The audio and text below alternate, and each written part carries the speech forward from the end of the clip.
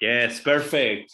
So thank you for coming so much. This is the first chapter we have in a while. It's exciting to be back, and I'm gonna let you very well taken care of with our wonderful ACI co-director, Tim Lowenhub, and his beautiful text as a mixed nuts translator. So all yours, Tim. Welcome and enjoy. I'll be back in the tech table. See you later at the end. All right. Thank you, Juan. All right. Hi, everyone.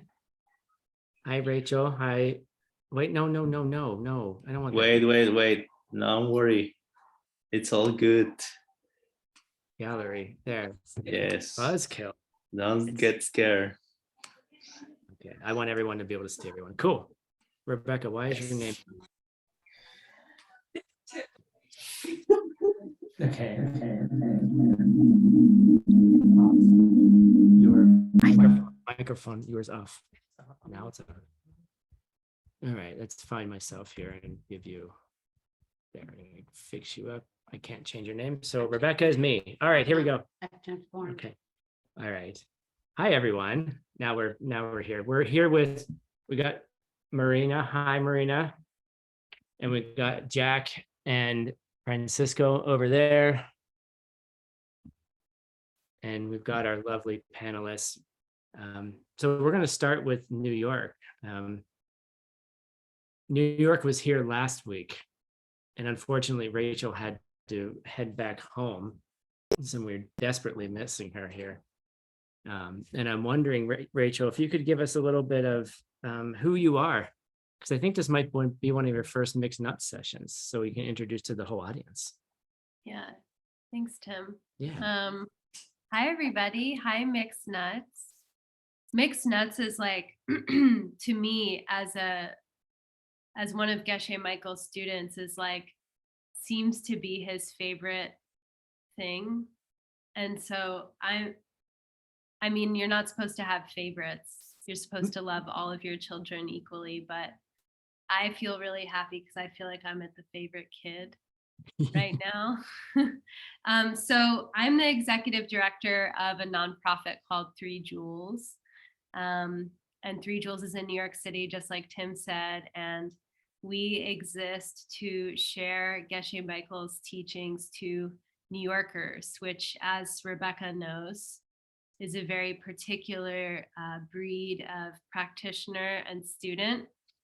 And yeah, I do everything from the Instagram to designing programming to hiring teachers and all of those things. No translation, not yet. So this is a unique experience for me. And I think it's actually my second time, Tim.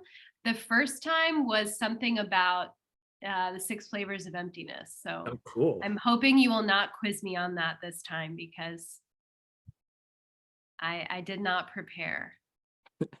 I won't quiz you on the previous mixed nuts. All right, that's okay. But thank you for joining us. It was very special, I think, to have you here in Sedona for your first time last week, and we hope to have you here many more times. Oh yeah, it's a plan. And like the rest of the New York Sangha is going to come with me next time. So I'm super excited for us to all meet. And don't worry, we're expanding and giving us more space so you all can come. Yay. So to my left, I'm not sure what order you guys have, I have Rebecca Vinacour, who she was one of the first people that I met when I started coming to Worldview teachings many 13 years ago. She was one of the very first. And Rebecca, I'm wondering if you could introduce yourself. Who are you? No, just right here. I've been studying with Geshe Michael since 1998. I met him in New York. I currently live in Los Angeles. I run the Sarah program. We send students to Sarah Monastery in India to study Tibetan. And I also edit Geshe Michael's books. Yeah. And I'm really happy to be here. And by way of shameless plug, Rebecca and I are giving a class on the 14th Valentine's Day about the stories that we tell ourselves and others in relationships. Yes, so come. So come to that by way of shameless plug. Yes, if you're in a relationship, or if you're not in a relationship, or if you don't know if you're in a relationship, this is for you. We call that a situationship. Cool. And then we have Eva Kulich. That's what I meant to say. I was just making sure you knew. I need to check sometimes. Very happy that you're here, and I was wondering if you can introduce yourself to the audience as well. How do I introduce myself? Apparently, I'm an exploding kitten in the sense that I love to play exploding kittens and the card game, if you ever played it. Good luck, also- translators. Oh no, oh no. She's not actually a kitten that explodes. Um, and yeah, I'm a teacher for YSI, Yoga Studies Institute. I've been a teacher with YSI since 2020. During the pandemic, we had the pleasure to study with Geshe Michael verse by verse on the Yoga Sutra. And I remember Rachel's web being there. It was there. That means slow down. Oh, thank you. I have to slow down for the translators. Yeah, I've been attending Worldview Organization things since 2017. And yeah, I had the pleasure to come to Sedona this time around to study the Hatha Yoga Pradipika, which is ending tomorrow. And I'm really happy to be here. Thank you. Cool. Thank you. Floating kitten. Yes. And the thing is, both, at least Rebecca and I are cat lovers as well. And I think, Rachel, you have a dog, do you not? And a cat? And a cat. Okay, cool. All right. I So inherited the dog. The cat is mine. is it, I'm a cat she's person. definitely a cat person, because that's something a cat person would say. All right, so we're going to be talking today about this has not been a released text. It's actually the translation that I'm working on, and it's actually not even part of the book I'm working on. It's going to be a part of the introduction, and it's the biography of Arya Asanga, who, after he had finally met Maitreya and learned everything he needed to learn from Maitreya, wrote the 5 books of Maitreya, one of which is the Abhisamaya Alankara. And that's the book I'm translating. It's a 50-year project. I'm not sure. I'll be 94 at that time. Thanks for letting me know about the translators. And so I thought it'd be a great place to start is with his biography. And there's something really cool in this biography that I wanted to discuss in this session. And it's about skillful means. How do we say skillful means in Sanskrit, Eva? Upaya. Right. And how do we say it in Tibetan, Rebecca? Tapke. Nice. And the title of this short chat is Unexpected Strategies, which is the new translation that's being used for Upaya. Unexpected spiritual strategies, things that you would do to help somebody in maybe learn something or get an idea in their mind in a way that's not a normal way of doing it. So I wanted to go into this text, and there's in the birth of Asanga is wrapped up in Upaya, in skillful means, and unexpected strategies. And then I want to talk about what that means and what does it mean for us in our modern day.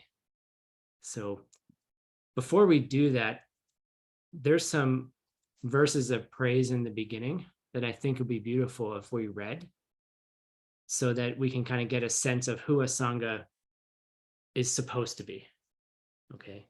Because he was predicted way before his birth. So I'm going to have some people read before we get into it. So here we go. And I'd like to say that this is a preliminary translation that is not published yet or publishable, but it's sufficient, I think, for our purposes.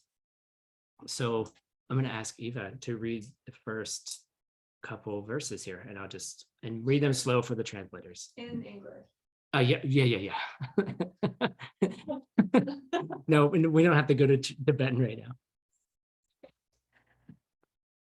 So, You're going to start right here where it says Arya Sangha. okay, thank you. Arya Asanga, as in the phrases quoted below. I bow down at the holy feet of Arya Asanga, whose coming the victors foretold. Likewise is predicted by the root tantra of Manjushri. I'm going to push this out to the next page so you can have the whole thing. After having reached my final nirvana, and after the course of 900 years, there will come a monk by the name of Asanga, who will master the meaning of the classical commentaries. Rebecca, could you continue? In many ways, he will distinguish the sutras by either a meaning that is literal or one that is figurative. He will teach the knowledge of this world himself, opening a scriptural tradition unique unto his own. So I want to pause there. Do you guys know what that unique scriptural tradition is, Rebecca? Don't put me on. Okay. He's considered one of the two primary innovators of Buddhism. There's Arya Asanga and Arya Asanga. Asanga and Nagarjuna are the two primary. And so the idea here is that he's opened up a scriptural tradition onto his own. So unique. That's what I meant to say. Oh, It wasn't a good question. Rachel, could you read the next one, please? By the way his mind moves, they will call him the lady messenger of the Shala. And by the power of her mantras, his mind will become pure. Can you read the next one too? He will precisely summarize the meaning of sutras, so the teachings remain forever and a day. He will live to 150, and when his body withers, he will pass on to the land of the angels. Cool. So that's how he was predicted in the root tantra of Manjushri, right? Sounds pretty cool, right? Sounds like a pretty cool guy. I guess so.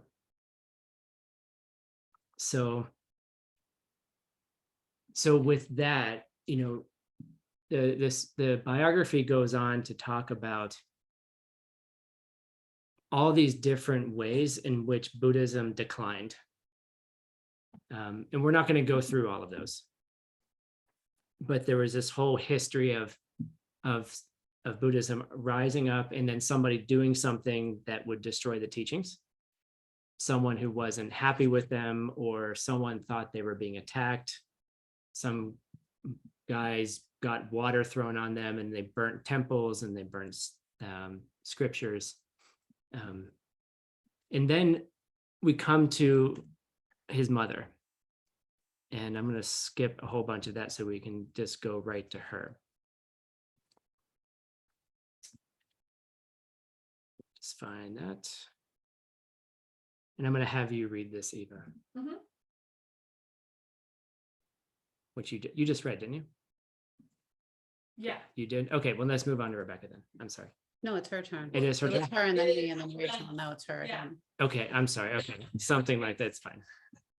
Okay, so where we are in the biography, this is the part that I want to get to. Okay, this is after Buddhism had declined several times, and then we meet Asanga's mother. Go ahead.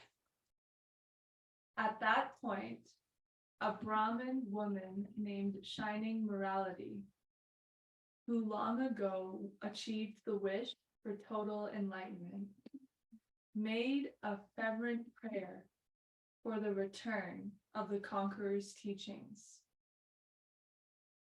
Thoughtfully, she prayed, The Buddha's teachings have an enemy, and 3 times they have been marred.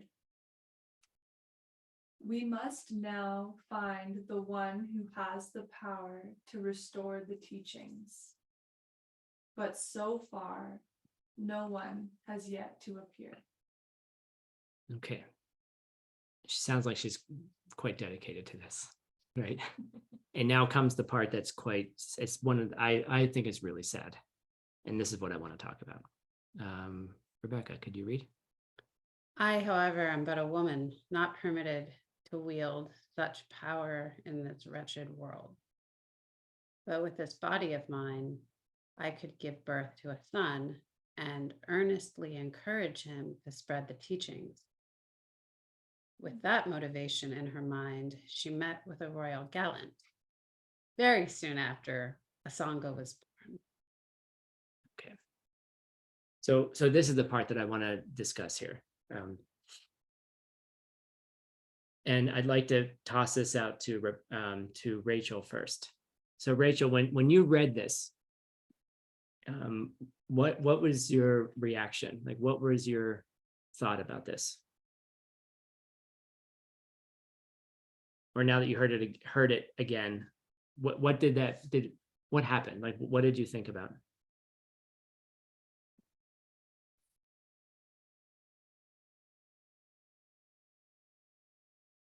For me, it reminds me most of this sense of sacrifice we can sometimes feel when we're really practicing.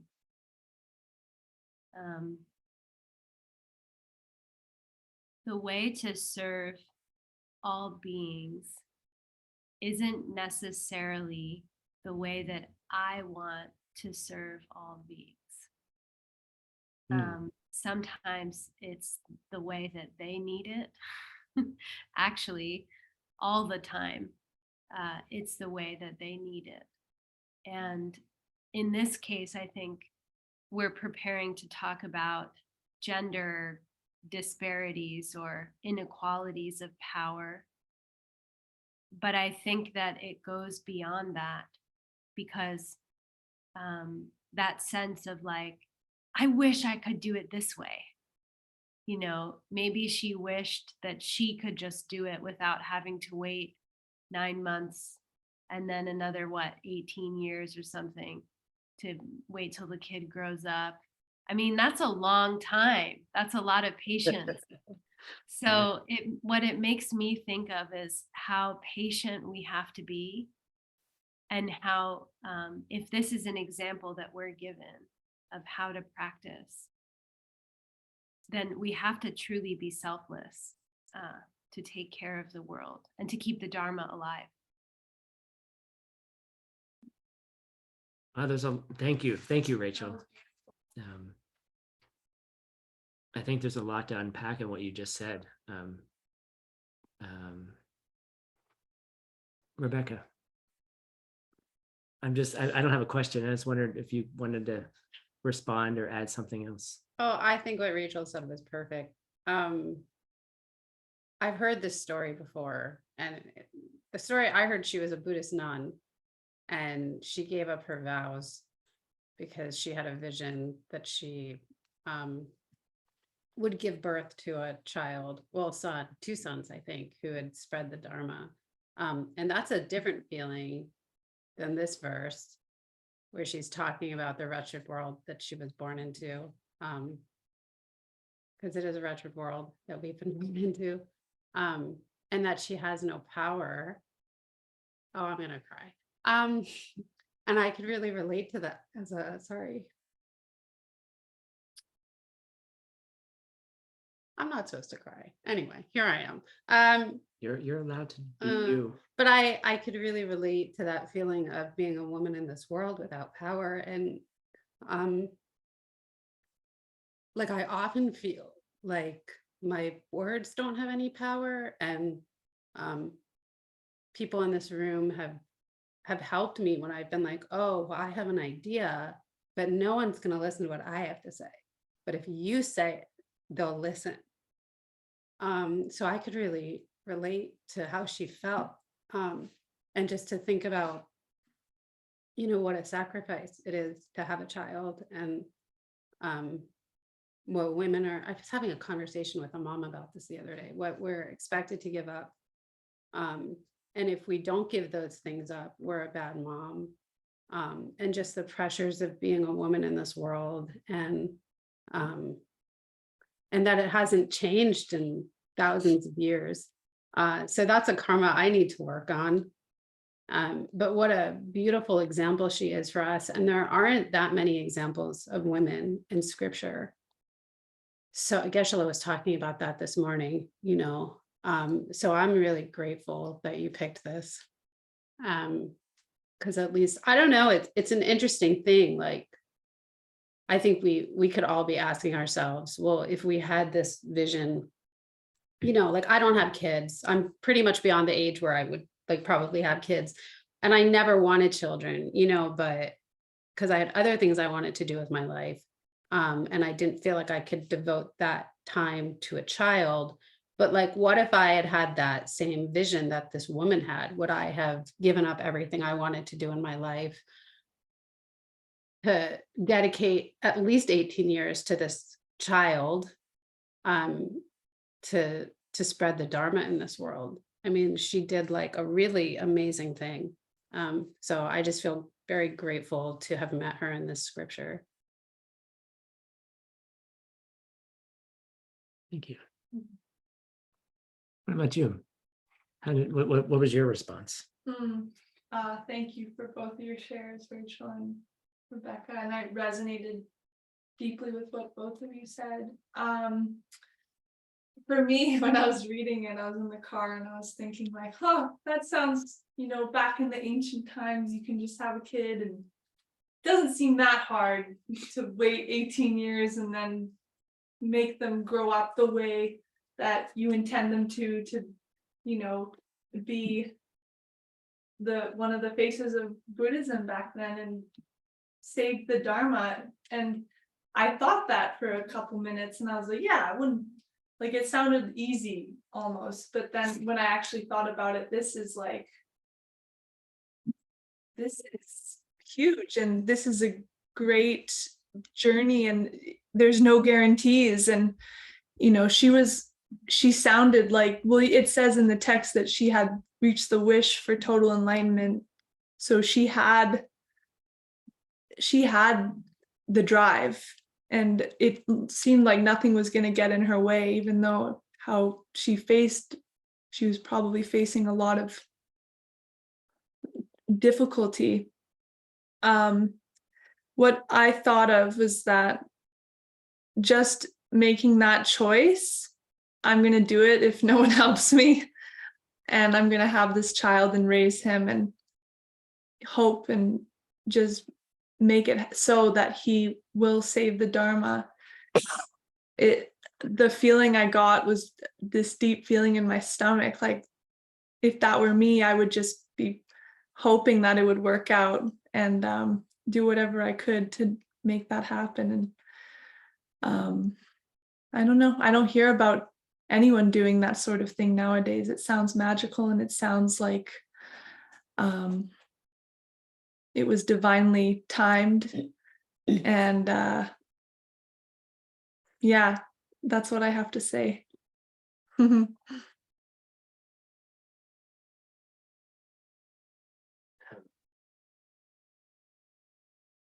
So a couple of things that all three of you have said is if we get to this idea of, if you have the wish for total enlightenment already, right?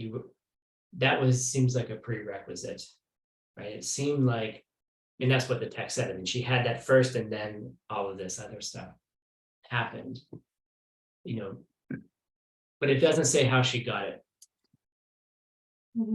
right? It just says she has this, right?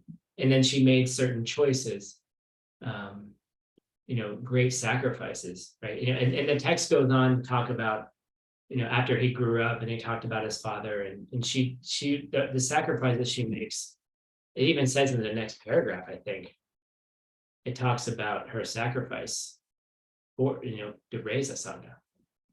As I was listening, one of the thoughts I had was, who's really the innovator? Hmm. Right? If we're claiming that Asanga is the innovator, right? Yeah, okay. He meditated for a long time, and then he met a dog on the side of the street, and who happened to be Maitreya, right? Right.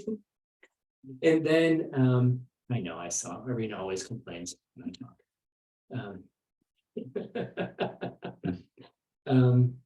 I appreciate it, Arena.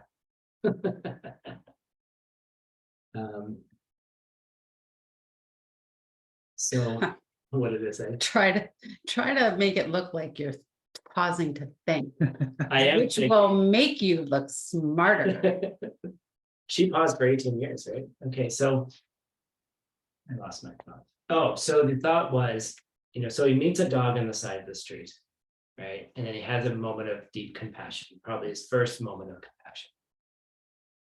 And then, Maitreya appears, right? His karma shifts and the dog becomes Maitreya, right? And then he goes off to Tushita heaven, gets taught all this cool stuff, comes back, writes 5 amazing books, amongst other books he wrote.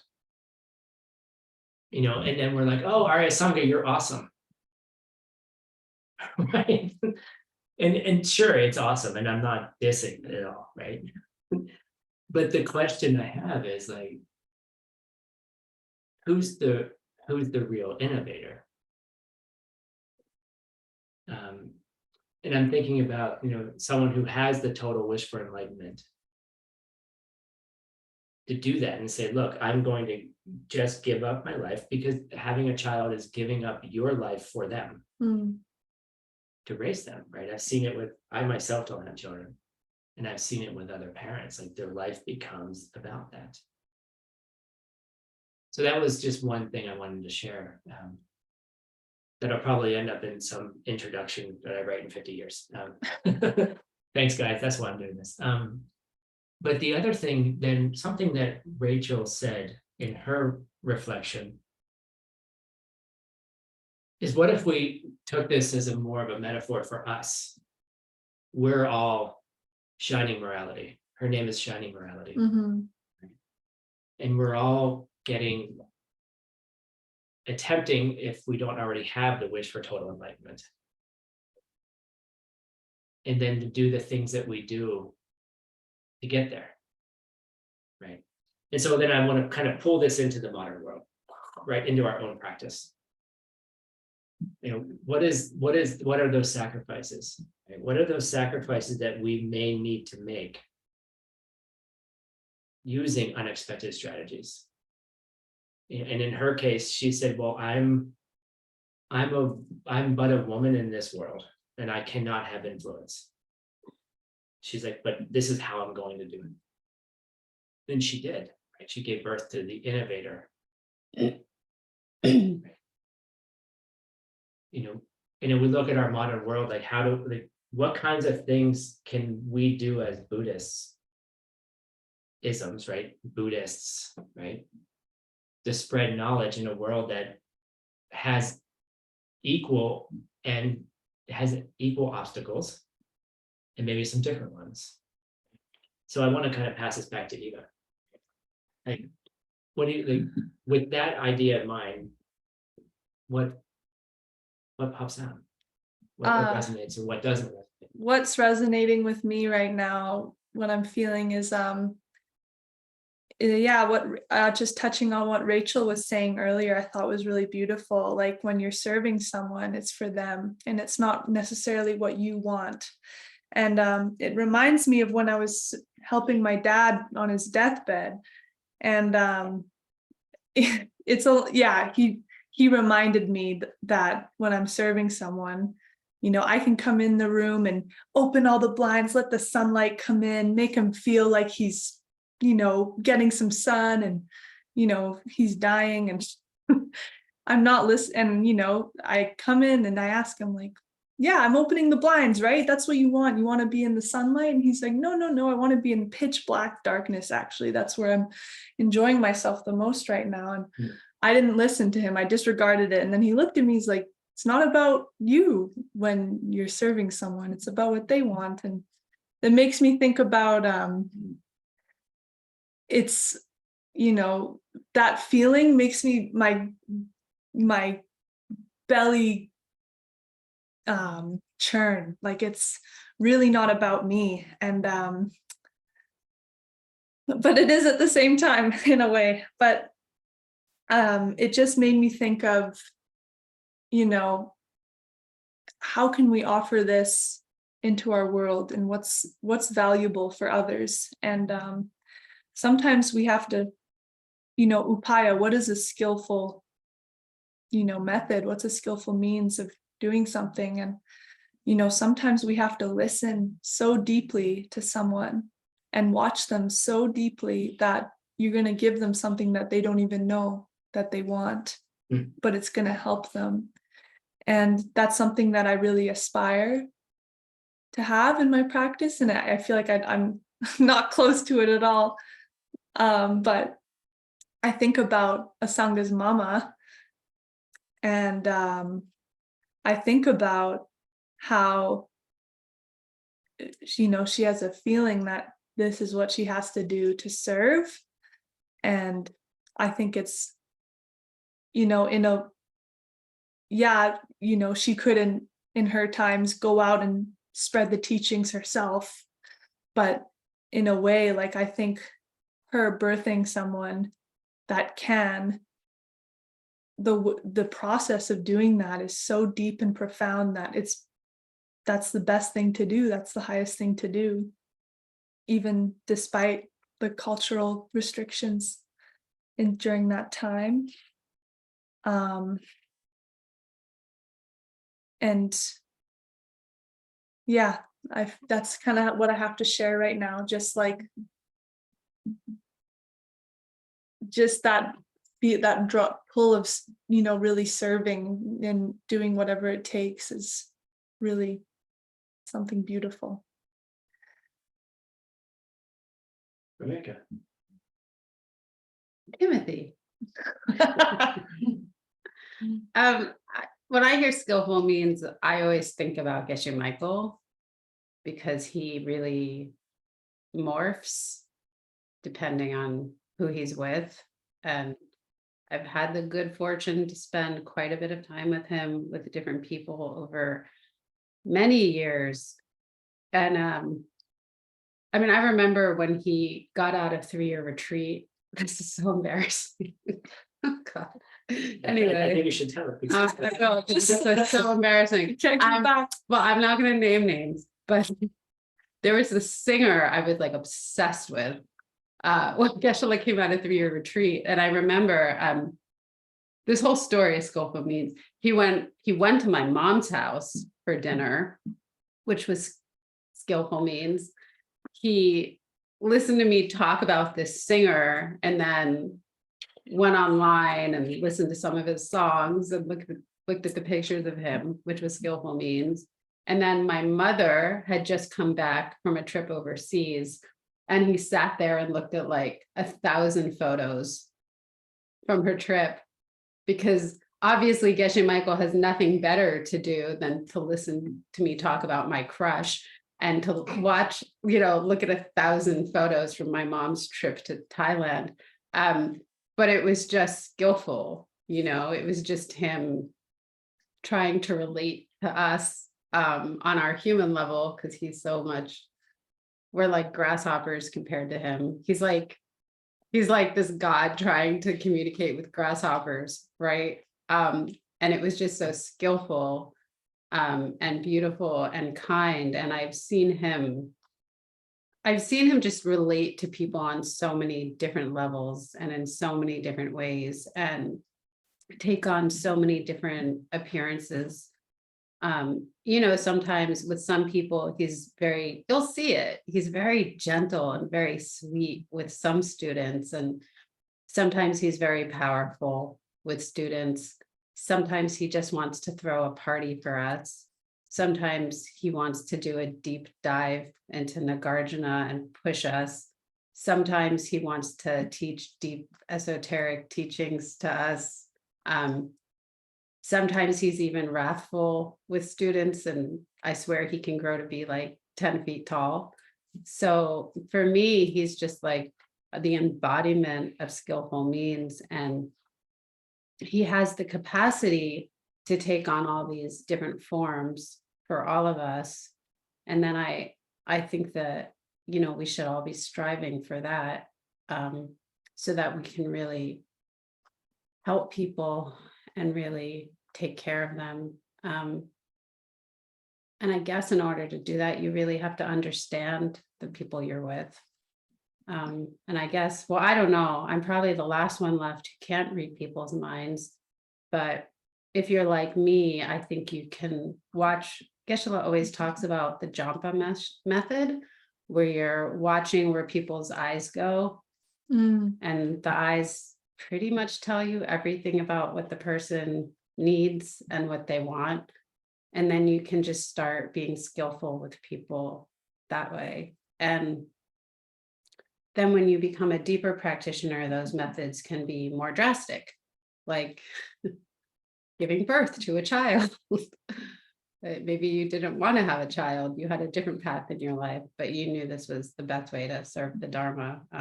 Maybe we can just start with smaller methods to begin with, though.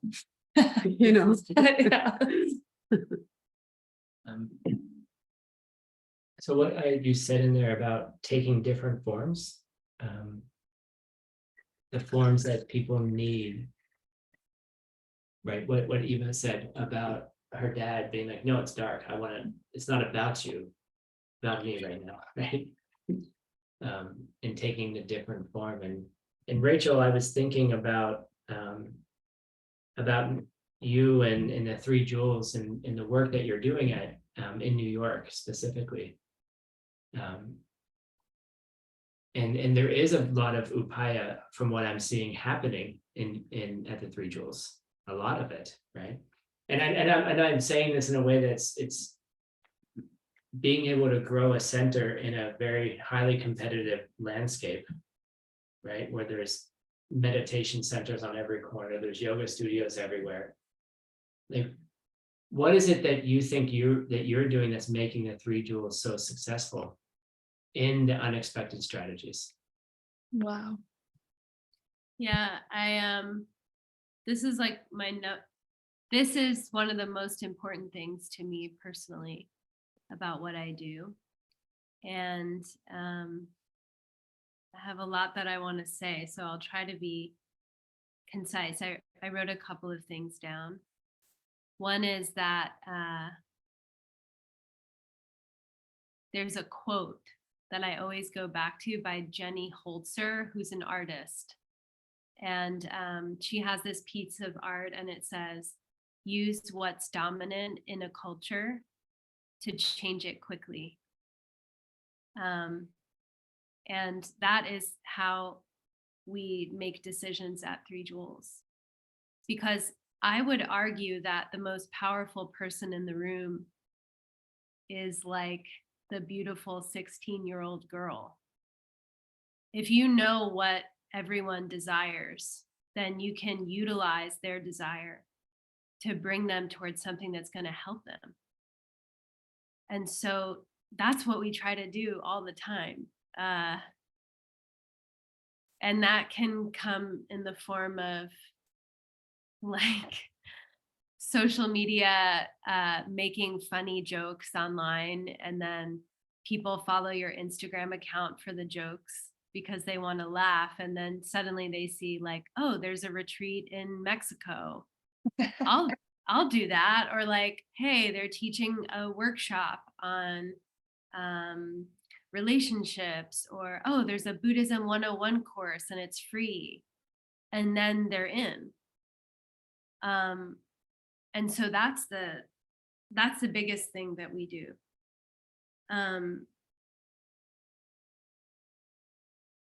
I have been accused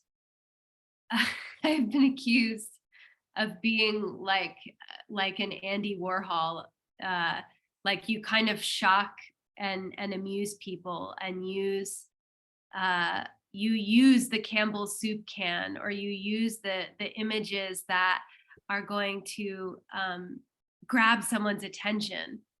And then once you get them, then you can give them what they really want, what they're really needing. Like Eva, what you said, because people don't know that what they want is freedom. Like every desire you ever have is the desire for freedom for real. It's never the money that's going to make you feel good. It's never the power. It's never the beauty. It's always, we're always desiring enlightenment underneath it. And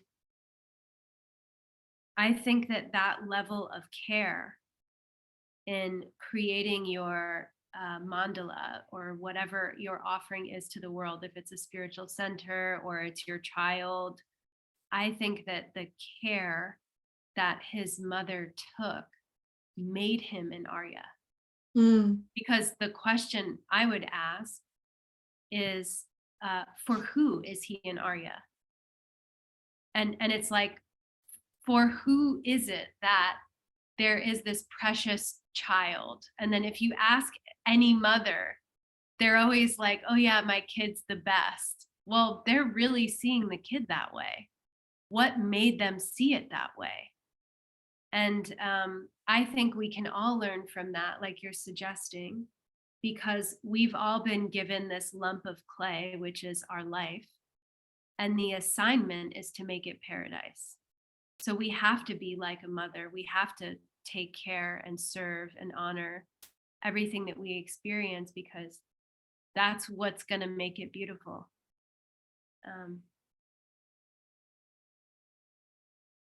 Yeah, that's what I wanted to say. I saw you. Should I share about the gala, Tim?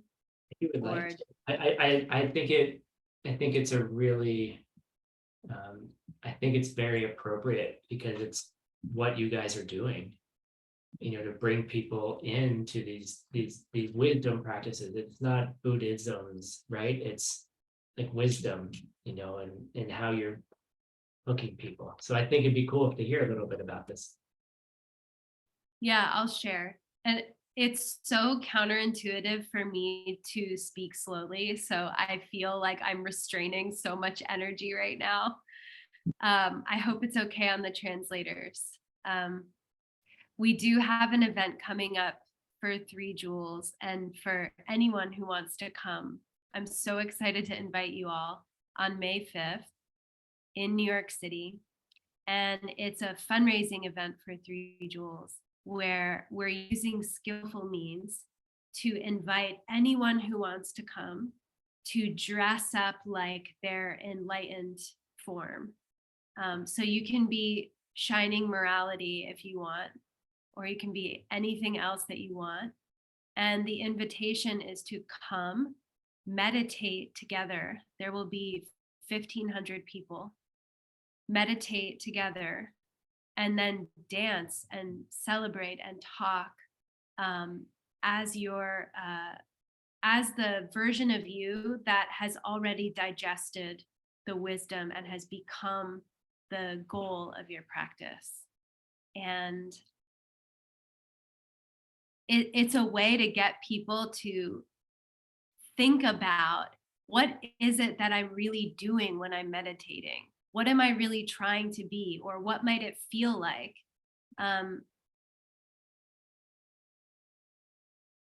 I can imagine that sometimes with an arduous practice like raising a kid or trying to get up every day and meditate for 60 minutes on emptiness, you can get really bored and annoyed. And part of what this practice is to get excited about what's really just around the corner. So that's my announcement. I hope you can all make it. And Rachel won't ask, but I'll ask for her. There are some sponsorship opportunities available for this amazing event, and we can get you in contact with the 3 Jewels if you're interested in helping support. It's a lot of what we do in our worldview organizations costs a lot of money, and somehow we cobble it all together in the last minute for most of it, right? It's true. And it's the magic of karma. I really think it is. It's the magic of having the wish for enlightenment, I think. And when you truly believe, it's beyond a belief, it's beyond doubt. And experience faith, and you just go ahead and do it, and you say it doesn't matter how much it costs, we'll get it done. Right. So if you'd like to help out with this Med Gala, let us know, and we can. There's some sponsorship opportunities available. Thank you, Tim. So what I wanted, the last thing I wanted to open up, I wanted to open this up to questions. We offered a lot, there was a lot of cool ideas presented by these three dakinis this evening. And it's really more an open, my goal was to open a conversation, not necessarily arrive at some, definitives or things like that, but like to open a conversation and see, well, what are you inspired by? Like, what do you want to give birth to? Right? Like if you really truly had the wish for enlightenment, or you're working on it, like what are you willing to give up 18 years of your life for? And it's not giving up, right? That's the wrong view. Complete wrong view to even say those words, right? Yeah. What would you commit yourself to for 18 years or a lifetime? So I want to open up the questions, for our panelists, from you listening. What kind of questions do you have about what you heard, or ideas that maybe resonated, or things that were, like, I don't know what to do. How do I do this? You can put it in the chat and then we'll attempt to answer. And if you don't put it in the chat, there are 4 people in this room that I will force to ask questions. And that's your penance for coming to class. Payment, excuse me. I was like, wait.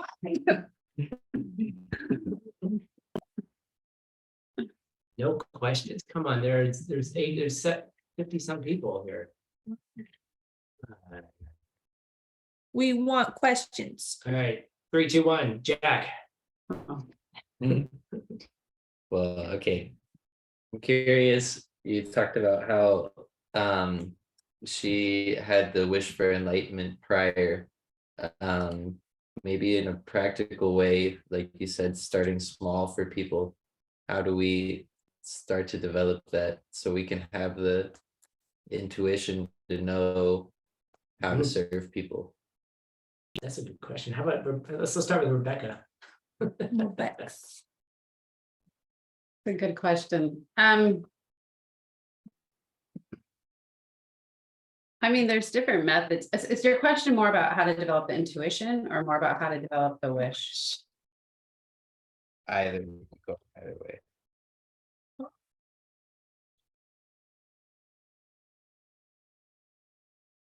I think if you're in this class, you already have some inkling for the wish.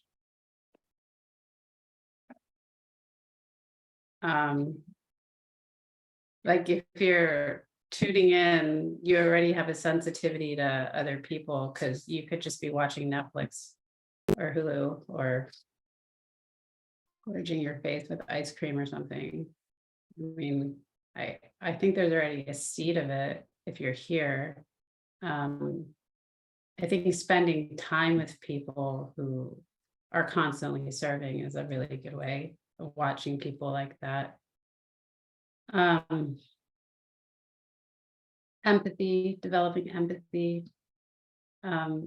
keeping your heart open in this world, which can be difficult and challenging when we're faced with, our hearts kind of want to close, when we're faced with difficult situations with our friends or people we love, or just the news, that things are so awful in our world. I think the heart can close down. So I think to continually try to be brave with people and to keep your heart open to them, even if you're struggling or you feel vulnerable. And as far as developing the instinct, I think that by doing those things, you'll plant the seed for that instinct. And also developing the longing for it, I think plants the seed for it. And really watching people. They will tell you, people will tell you what they want, even without words. You really just have to watch their eyes, I think. That's what I think. Rachel, do you have anything to add to that kind of thought? I think Rachel, I think Rebecca answered it completely fully, but I'm wondering if there's something else that may have come up in you while she was responding. Oh, well, I also had that thought of like, how can I develop the special powers that Geshe Michael taught about in the Hatha Yoga Pradipika and in the Yoga Sutra. And I have a yoga teacher who says something like, you have to really look at people. And if you are really looking and really paying attention, you'll see. And she wasn't just talking about your eyes.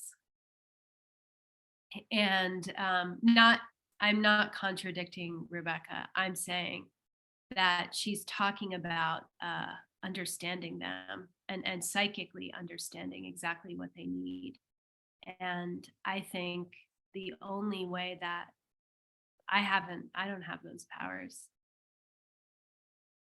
But I think that our ability to understand people and have intuition gets stronger the more compassion that we feel, and the more that we truly care about what's going on with another person. Like you'll find yourself having a reflex to give someone something or do something, and then realize later that what you were experiencing is their need as it was arising before they said anything or something like this. I think that's really beautiful. I wish that I was strong enough. Like, I think it's probably really hard when you first start reading people's minds and then you hear all their negative thoughts. I was thinking about this when I'm around people who I think maybe can read my mind, and I have to try to think really good so that they can't hear my negative thoughts. And then I was thinking how compassionate you have to be to develop that and be able to hear even the negative things, and stay open just so you can help them more, help them better. Oh, That's what I was thinking about. I don't know if that's helpful to anybody. I have one more. I think also serving a lama, just in my experience, because you're constantly watching them, and then and it's not clairvoyance, okay? You just develop like an instinct for what they need and when they're going to need it, because you're so single pointed on them. And so maybe even if you don't have a lama yet, maybe you start with one person or two people who you spend some time with. And if you just watch them in their routine for a few days, you'll start to figure out what they like, when they like to have it.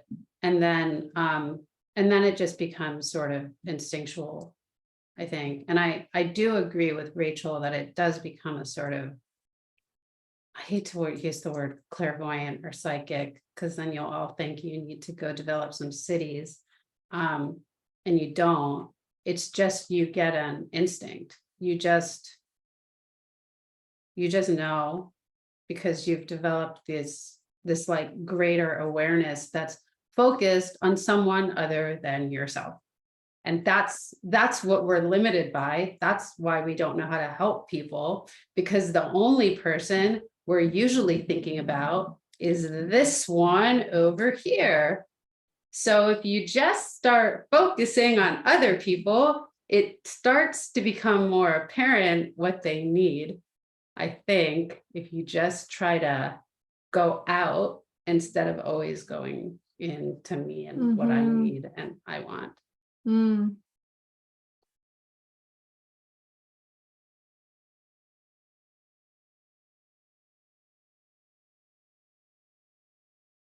I think the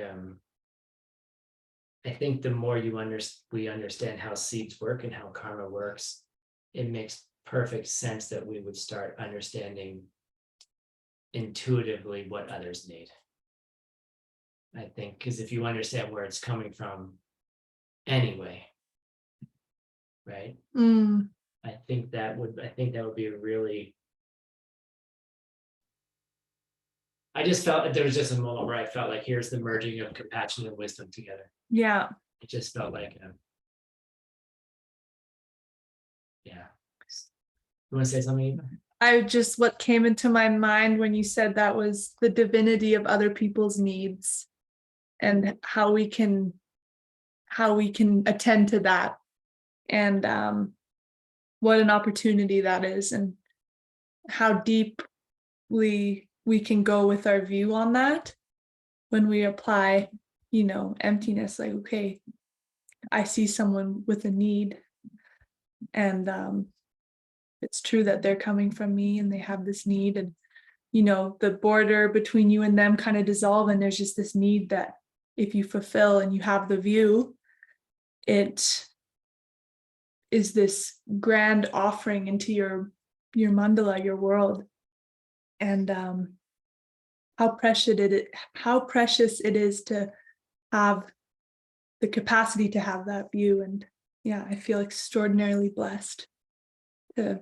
listen to these views that we all shared today. And yeah, thanks for the question, Jack. And yeah, thanks for everyone's share. Thank you. Thank you, Eva, for coming. Thank you, Rebecca, and thank you, Rachel, for joining for this hour of. We could have gone much longer. This was just, I felt like we just opened a little box and could be talking for quite a long time. But thank you for joining. Thanks for, humoring my book as well. I really, actually, I have it's interesting, a different view on even translating it now. So thank you for sharing all of your beautiful ideas. Juan, do you have anything to add? Yes.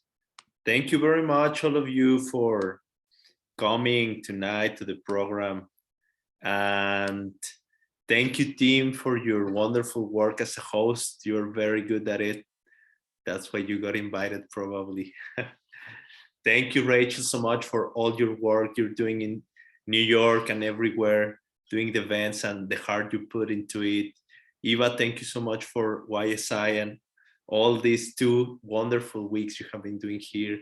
And Rebecca, for taking care of all of us. And Geshe-la, thank you for your hard work and for your friendship. Thank you so much. I also want to thank very much to Arina. She happens to be translating into Russian right now. But without her, this specific chapter will haven't been possible, because she has been insisting, like, we have to go back to Mixed Notes, we have to go back. So thank you so much, Arina, for encouraging us. We are now back. And thank you, everybody, for your support. Thank you so much for all the translators that are helping us with this project. I really like this program because I think it's like the bridge between the very hardcore Mixed Notes translation terms that we have, and we will have another one. When, Tim? I think when is the next one? Yes, it's May 21st, I think it starts. Yes, so we'll keep going with these texts and many more. And this program, I think, is what helps us, like, for us, like regular audience, to get to know what's going on and to get to hear some of the ideas already chewed by some of the panelists of the host. So if you would like to support this project or the general translation project, that is something very, very wonderful, I'm going to put the chat sorry, the link in the chat in case you want to donate, you don't know what to do with your millions and you feel bored, please support this program. And thank you so much. We'll see you next week. Hope you all enjoy. And by the way, we are recording these episodes. We are uploading them into YouTube and also Spotify. So one day you are driving and you want to hear something, just click Mixed Nuts Reading Club in Spotify and YouTube. And that's it for tonight. Thank you so much. Sending best wishes to all of you. We'll see you soon. Thanks, Juan. Thank you, Juan. Thank you. Thanks, everybody. Thanks for all your help. Okay. Very welcome. My Obi-Wan. pleasure. My pleasure. We still have some unresolved questions we will get to know sometime. See you later. Bye. Good night. Bye.